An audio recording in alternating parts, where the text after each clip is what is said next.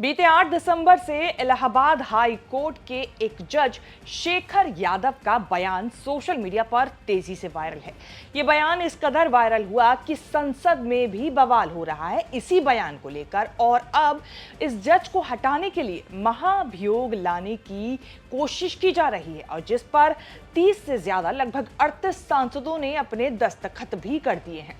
ये बवाल क्यों हो रहा है ये जानेंगे, और क्यों इस जज के लिए महाभियोग लेकर आया जा रहा है ये भी जानेंगे इसी रिपोर्ट में। नमस्कार, मैं हूं कीर्ति और आप देख रहे हैं न्यूज तक। दरअसल 8 दिसंबर को विश्व हिंदू परिषद के एक प्रोग्राम में इलाहाबाद हाई कोर्ट के जज शेखर कुमार यादव ने बहुसंख्यकों के पक्ष में बोलकर बवाल खड़ा कर दिया था। शेखर यादव ने अपनी स्पीच में कहा था कि मुझे ये कहने में कोई झिझक नहीं है कि ये देश हिंदुस्तान में रहने वाले बहुसंख्यक लोगों की इच्छा के मुताबिक चलेगा।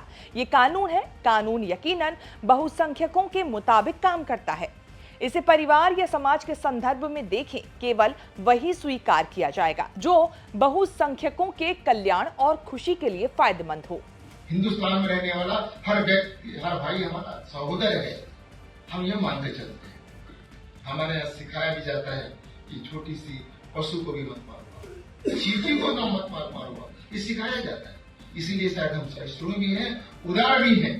जज शेखर यादव के इसी बयान के खिलाफ संसद में महाभियोग लाने की कोशिश की जा रही है। दरअसल महाभियोग के जरिए उनको इस पद से हटा दिया जाएगा। महाभियोग सदन के दोनों ही राज्यसभा और लोकसभा में पास होना जरूरी है, तभी जाकर जस्टिस शेखर यादव को उनके पद से हटाया जा सकता है। लेकिन आपको बता दें, ये पहली बार होगा अगर किसी जज को महाभियोग के जरिए हटाया जा सकेगा।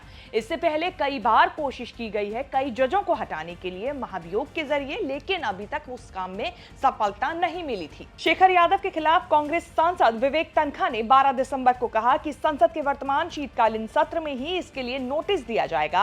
अब तक राज्यसभा के 30 से ज्यादा सांसद, जैसा कि हमने आपको बताया, इस महाभियोग पर दस्तखत कर चुके हैं, हस्ताक्षर कर चुके हैं। प्रस्ताव से जुड़ा नोटिस 100 लोकसभा सदस्यों या 50 राज्यसभा सदस्यों द्वारा पेश किया जाना चाहिए। लेकिन महाभियोग का रास्ता इतना भी आसान नहीं है, जैसा कि हमने आपको बताया। शेखर यादव से पहले कई जजेस के खिलाफ महाभियोग लाने की कवायद शुरू की जा चुकी है, लेकिन उसमें कामयाबी नहीं मिली। 90 की शुरुआत में सुप्रीम कोर्ट के जज वी रामास्वामी के खिलाफ भ्रष्टाचार के आरोप पर महाभियोग लाया गया था, लेकिन ये लोकसभा में पास नहीं हो सका। इसके बाद कोलकाता हाई कोर्ट के जज सौमित्र सेन के खिलाफ पैसों को लेकर यह प्रस्ताव आया, लेकिन उन्होंने पहले ही इस्तीफा दे दिया। इसके बाद साल 2018 में तत्कालीन मुख्य न्यायाधीश दीपक मिश्रा के खिलाफ भी महाभियोग लाने की कोशिश की गई थी, लेकिन वहां पर भी महाभियोग पास नहीं हो सका था संसद के दोनों ही सदनों में। दीपक मिश्रा पर विपक्ष के साथ बुरा बर्ताव और गलत व्यवहार करने के आरोप लगे थे, लेकिन इसको सभापति ने खारिज कर दिया था, इन सभी आरोपों को। आपको बता दें, हाईकोर्ट जज के खिलाफ महाभियोग लाना मुमकिन है। संविधान के अनुच्छेद 124(4) और अनुच्छेद 217 के तहत जजों को पद से हटाने की प्रक्रिया बताई गई है। हालांकि ये प्रोसेस काफी मुश्किल है, लेकिन ये फिर भी संभव है।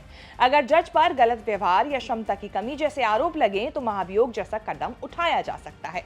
हाईकोर्ट के किसी भी जज को हटाने के लिए प्रस्ताव को संसद के हर सदन यानी लोकसभा और राज्यसभा से विशेष बहुमत से पास होना चाहिए। विशेष बहुमत वास्तव में उस सदन की कुल सदस्यता का बहुमत और उस सदन के उपस्थित और मतदान करने वाले कम से कम 2/3 सदस्यों का बहुमत होता है। लेकिन इस बार जज शेखर यादव के खिलाफ ये महाभियोग दोनों ही सदनों में पास हो जाता है, तो ये इतिहास में पहली बार होगा किसी जज को जब महाभियोग के जरिए हटाया जाएगा। तो अब देखना होगा कि आगे आने वाले दिनों में शेखर यादव का ये बयान किस तरीके से उन पर भारी पड़ता है।